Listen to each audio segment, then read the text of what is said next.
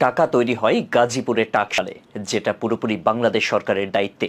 ১,০০০ টাকার একটি নোট তৈরি করতে খরচ হয় ৮ টাকা, আর ৫০০ টাকার নোট তৈরি করতে খরচ হয় ৬ টাকা। আপনি এখন ভাবতে পারেন, যেহেতু বাংলাদেশ সরকার টাকা বানাতে পারে, তাহলে টাকা বানিয়ে কেন সবাইকে বিলিয়ে দেয় না? টাকা বানিয়ে দিলেই তো সব সমস্যার সমাধান হয়ে যেত, আর কেউ গরিব থাকতো না, আমাদের দেশটা উন্নত হয়ে যেত। এমনটাই করেছিল কোনো এক দেশের সরকার। টাকা তৈরি করে সে সকল জনগণকে বিলিয়ে দিল।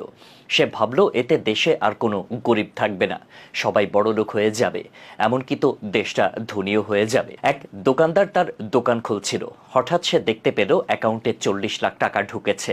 তখন সে দোকান ফেলে রেখে দৌড়াতে লাগলো। দৌড়াতে দৌড়াতে রাস্তার ধারে তার বন্ধুর সঙ্গে দেখা। তার বন্ধু সবজি বিক্রি করে। সে দৌড়াতে দৌড়াতে বাড়ির দিকে যাচ্ছে। তার বন্ধুকে জিজ্ঞেস করলো, তুই দৌড়াচ্ছিস কেন?